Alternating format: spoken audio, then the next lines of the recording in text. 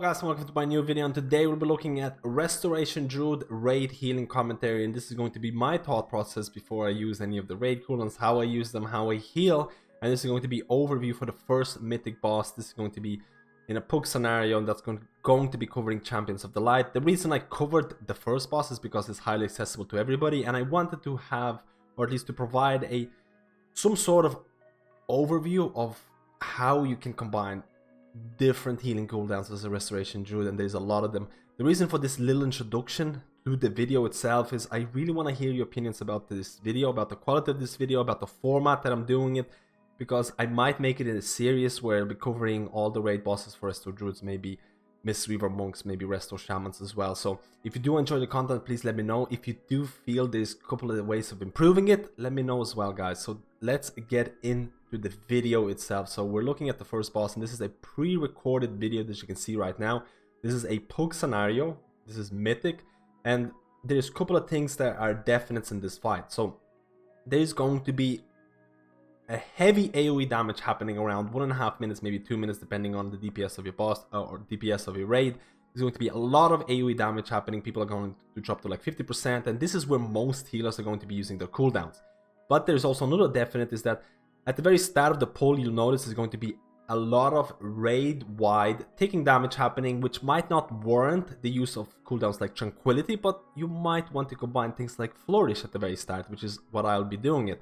By no means this is the most optimal way of doing this fight, because I do misuse my Tree of Life in this video, because I assumed that the boss is going to be dead after the first major AoE happens, because that's, at least with my guild, when I do it on my Mistweaver, the DPS is insane, the boss dies in like 2 minutes, and this did not happen in the pug scenario. So I should have used my cooldowns a little bit differently, and I'll talk about that later on. But there's also a couple of definites in terms of the setup that I was running as a Restoration Druid here. First of all, I was running Spring Blossoms, so that means I did not have 2-minute Tranquility. I had 3-minute Tranquility. I was running Tree of Life, which was again 3 minutes.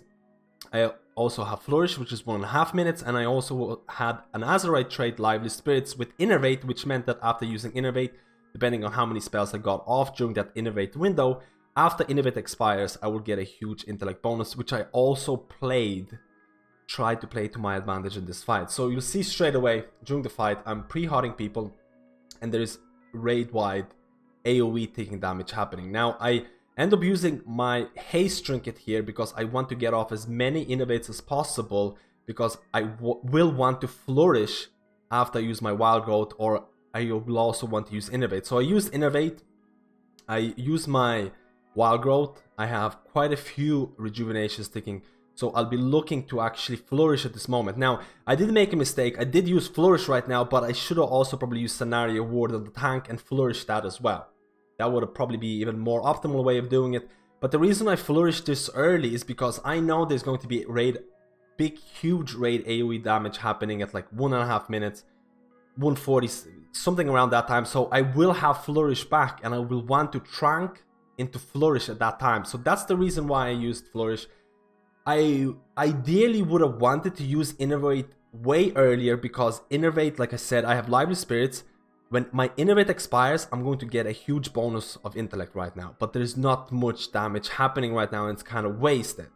So the reason why I used Innervate, I didn't use Innervate at the very start, is because I want to have some sort of mana to regen back. Like, I want to use Innervate when I'm like 90% mana, maybe 80% mana. So during that Innervate window, I will regen mana to full or close to that.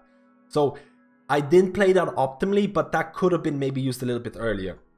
So overall, this was fine. I'm still getting this huge intellect bonus here. The reason why I'm not facing the boss is because the ads do this blinding effect throughout the fight. So if you don't face the boss, you'll never get caught by it anyways. And here I use Tree of Life, and this is my first mistake. I use Tree of Life here because for majority of the pugs that I do, there is tons of people get hit by flying hammers at around this time. There's going to be ads, and there's going to be flying hammers happening very soon. And this is avoidable damage, but a lot of the times when I do pug scenarios, there are tons of people who get hit by them. There are tons of people who can die from them. They get hit by this wave here as well. And you can see that this pug is actually quite good. None of them actually got hit by it. Everything is pretty fine. So I preemptively used my Tree of Life, and I probably shouldn't have. I probably should have held on to it. If I really wanted to optimize it to an extremes, I could have used Tree of Life at the very start of the pull, I probably would have had Tree of Life ready at the end. Maybe not. Depends on how good your DPS is. So I kind of wasted my Tree of Life. During Tree of Life, I was casting as many rejuvenations as possible because rejuvenations cost less and they heal for more. And rejuve becomes really strong when you're using your Tree of Life in conjunction with Tree of Life. So right now, the hammers are happening again. There's not a lot of people who get hit. There's maybe a couple of people take some damage. But like I mentioned, this is avoidable damage. And a lot of the times, you cannot decide on how much damage is going to happen. But right now you can see the boss, it's 1.5 minutes.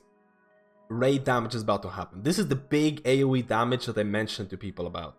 There's going to be a lot of AoE damage. There's going to be, most of the healers are going to be using their healing cooldowns. You'll see that I already used my wild growth. I have quite a few rejuvenations on people. The damage is happening in 1 second. You can see the weak aura here. It's telling me raid damage is about to happen because the energy, they reach the max energy. I will include the weak aura that I'm using. It's a weak aura package for Battle of Dazar'alor, which is really great, and I advise everyone to use it. And I'm like pre-casting Tranquility. I'm casting Tranquility right now. Damage hasn't happened. It's about to happen right now. My wild growth is on cooldown. I have a lot of rejuvenations in the party. And the reason why I want to make sure, you can see the revival is being used by the monk as well, so it sniped my Tranquility a little bit more. But there is a lot of taking damage happening. You can see my green frames. Green frames indicate that there's a Tranquility hot on the party members. I configured my grid to show that.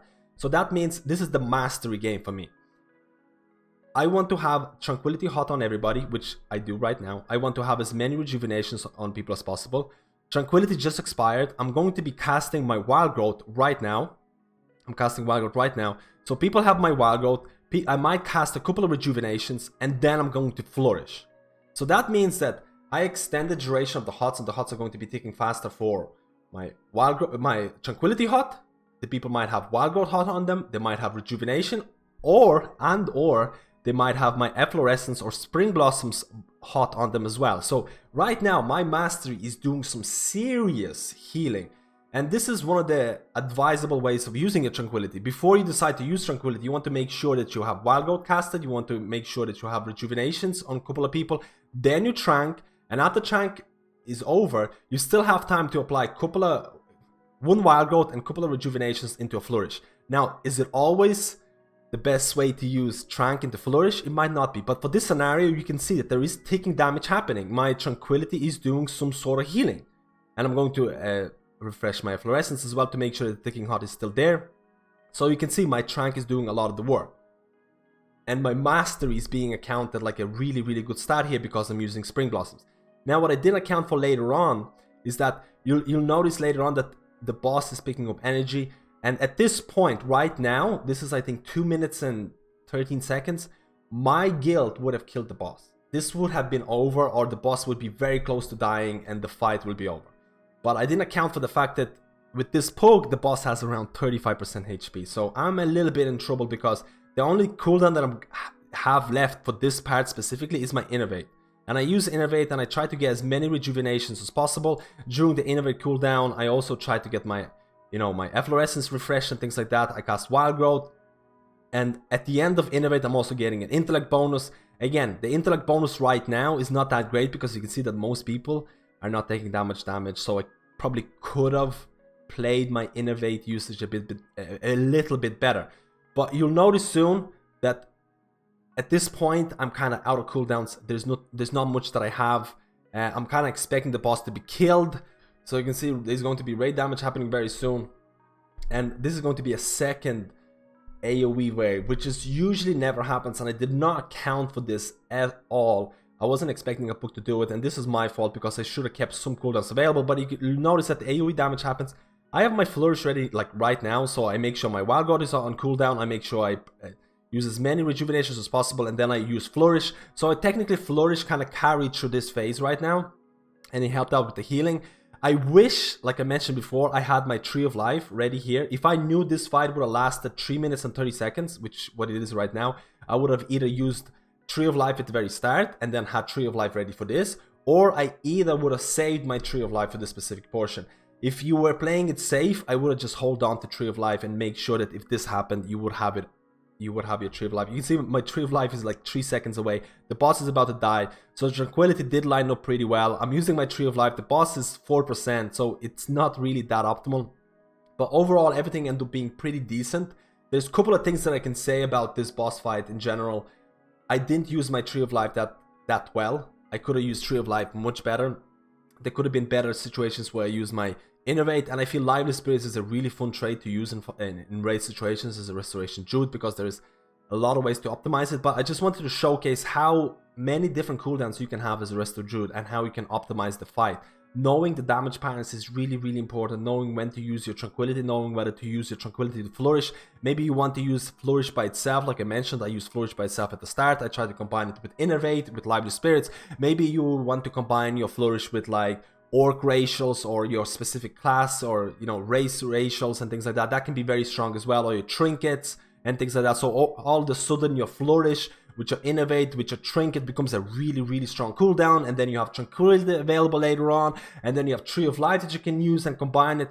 So this is the whole beauty of playing a Restoration Druid. Now, the playstyle that I was doing here, this playstyle is for maximizing your HPS, maximizing your healing. There's a big difference between like providing the most healing for a raid, or providing the most optimal healing to a raid, in terms of like, let's say you're progressing with a guild group and you have like a specific part where you just cannot get past. Let's say this boss was really, really hard and the first part was really, really tough, or like there's a specific part where you're like, we need a lot of healing for that. You might be saving your cooldowns for just that specific part so your guild can go through that part. It's not gonna make you look great on, let's say, healing meters, because you're kind of holding on to your cooldowns a lot, but it will let you progress. So there's a difference between what I was showcasing here, which is maximize your HPS versus trying to progress with your guild. So keep that in mind, guys. But this is just a little showcase of how beautiful Restoration Druid cooldown usage can be, and how interesting and how difficult, and how, like, you know, difficult it can be to really optimize, which makes the class a very, very enjoyable one. Thank you guys for watching this video, and I please want to hear your opinions about these type of format videos. Let me know, guys. Thank you, and I'll see you in my next guide.